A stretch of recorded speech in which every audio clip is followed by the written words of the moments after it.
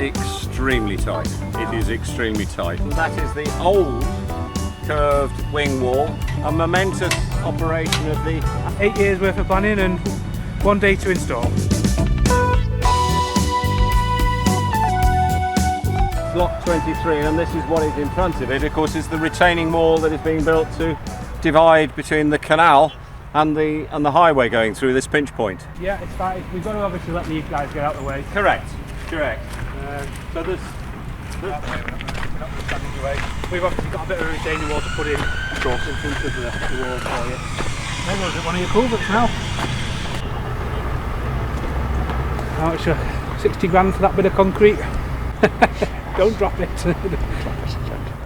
Here we are standing on the site of the retaining wall between the highway through the pinch point and the heritage Lock 23, and they've now completed nearly all of the base pour, and the next stage is to go and put the wall pour on, and then they will backfill and then make the road over the top to go through this. That basically protects the heritage lock, which we've managed to retain, and with us modifying the south wall of the lock, it allows us to get boats through here and come out of the lock into the curved channel that takes it on up to the far end of the site. But this is a fairly historic moment. The base is in today, and a little further up I think we've actually just seen some culvert sections going in on the first of the 2 bridges that links from the highway across to the new housing development. Yeah, I think seeing it on the ground, you can really see why we called it the pinch point all the way through the last 10 years of planning it out, can't you? It's extremely tight. Yeah. It is extremely tight. It's taken a lot of headache to get that resolved, and we've been working on and off with this with your team for probably 7-8 years on this, talking about this one, to try and get the right solution, and most of the real detail was ironed out in the last few weeks. Oh dear, what do you mean they bought this 28 days ago and it's No, they are meant to let concrete cure, aren't they? But they never do. There it is. There and that's straight into the old Lock 23. That's the back wall of 23. The boats will be in there. That's the manhole that was taking the big pipe, which is now no longer. That's the towpath. That's the towpath side wall. Taking the wing wall off there. Now we can't use that anymore. That will have to be taken out, because you can see from here the boats will come from this lock here and need to almost immediately bend, and bending a 72-foot boat is nigh on impossible. And the way we've done that is to move the south wall at this top end over by about 2 meters, and we will basically get the boats to bend in the lock and come out of the lock on a different angle, and they can then go through the curved channel here.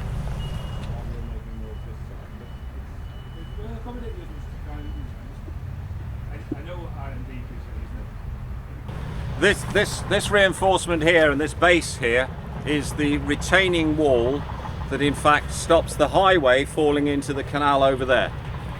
And we've had to put a retaining wall in through this pinch point because it's so tight that we only literally have almost down to millimeters of gap between the 2 boundaries on each side. I think that the rebar that you can see here will form the northern wall of the future canal, won't it? Correct, it'll be, and that's the water face here. That will be the water face of the canal down here, with water going across there to what is currently shown. That is the old curved wing wall. That has got to be moved. That's got to come out. That's got to come out and be moved over by about 2 meters. I see. So the road will be up this level? The road will be up at this level. Yeah. And the canal will be at this sort of level, nearly the same. And basically vehicles will be travelling almost exactly where we are. They'll be travelling along with a retaining wall, a vehicle restraint barrier here to stop the vehicles going into the canal. And let's mention the big pipe, which basically was the pipe that was put into the bed of the canal when they abandoned the canal. They put in a 27-inch diameter concrete pipe which flows the full length of the canal in the bed of the canal in through the locks. And in this instance we've actually got the manhole for the big pipe, and the old big pipe that was here but has already been moved to over this side of the retaining wall round the lock to ensure that the water from upstream goes round the lock and continues on down to the A38 and goes under the A38 at Bobby's Bend. So this is the last of the big pipe, and the diversion from that has already been put in by Persimmon and Amey, the contractors Amey. Here we are at the top end of the lock, and that brickwork there is the original 1794 brickwork for the lock and for lock 23. And this is how close the retaining wall gets to it. They're pouring right up against the back of it, and at this point here it gets right down to about that thickness of brickwork is left of the original masonry wall. And you can see the manhole here, which is the manhole that took the big pipe through the lock. When they abandoned the canal, they put the big pipe in, and there's one of the original manholes. That manhole will be taken out and we'll dig down, and the inside face of the lock is over there, and we will dig that out and clean that face up and then rebuild the lock on the inside of the wall up to correct level. So to do that we have to increase the width of the throat at the top lock gate.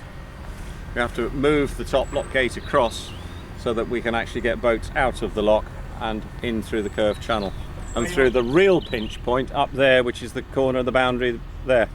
Where you're standing, how deep is the canal at that point? Another 3 metres, 4 metres? 4 metres, about 4 metres deep. I think the gate is probably another metre and a bit that way. It's extremely tight. So there'll still be a lock here then? There's still a lock here, and we're standing on the wall, the north wall, which will be built back up again. This north wall in fact was destroyed when they abandoned the canal, and what we've done here is we've exposed, well, the contractors here have exposed the top of the wall, and what we will do now is rebuild this lock back up to the true level that it needs to be at, and then basically we've got to build a new south wall further over. Will that be a sort of a modern lock or a traditional? It's a unique lock. Design? This is the only bent lock in the country. I think maybe even in the world, because the boats will come in on one direction, and when they will fill it up with water and go out on another line completely. So I don't know of any other locks in the world that have ever been built quite like that. Now we're on your pound now? We're in the pound, yes. I mean, I'd like to, as soon as we can, is get a path through here. The winding hole. Through the winding hole, round the back of the winding hole, as soon as we can. And I think you probably want us to take this puddle over, don't you? Is it hard really? I'll be able to take it.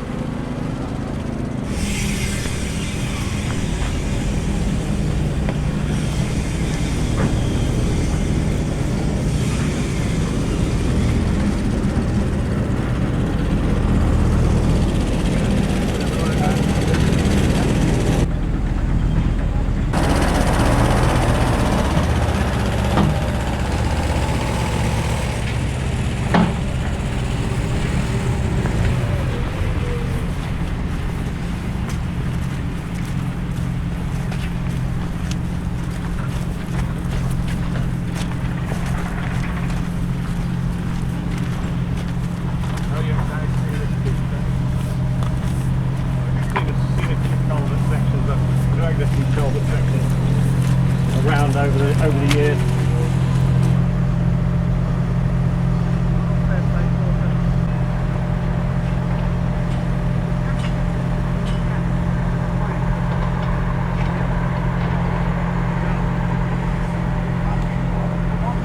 Like building Lego, yeah.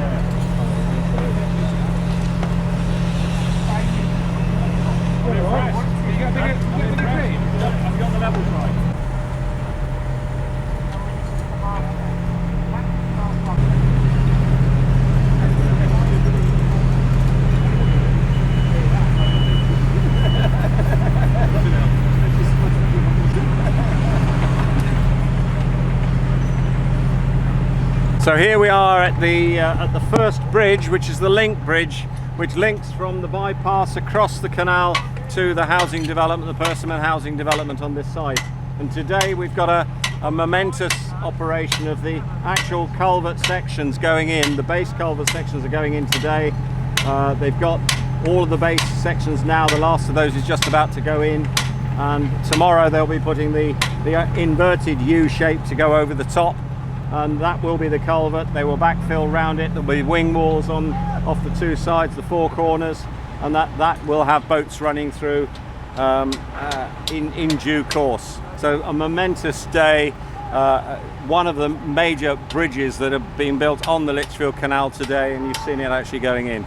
Will this then be dug out to leave the canal? We're talking with the developers and Persimmon now about moving to the point where we, in fact, as soon as these guys have built the bridge, they get it to a stage where we in fact can carry on straight in there and carry on with building the towpath walls that we need to connect up to it, and build the road over the top and everything we need to put in to put the canal infrastructure as well. You'd like to get that done before the people start moving? I would like to do that at least as people are moving in, and get it done as quickly as possible, rather than leave it to go on for the next few years. I would much prefer to get stuck in there with the right funding in place, with the right people doing it.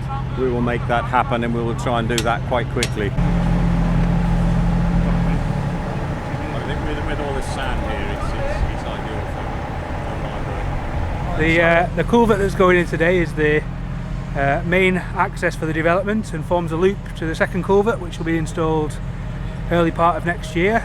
It's where we get all the services for the development, and as the cars come down the bypass, link under the railway line, they will be moving into their new houses. I bet it's the first time you've done anything like this.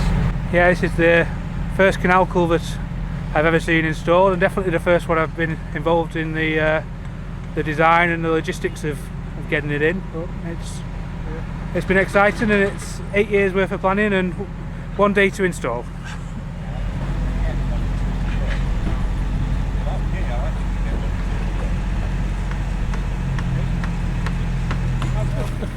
You've surprised me today. I think it'll come back at the end of the week, it'll be in. It will. The box will be in.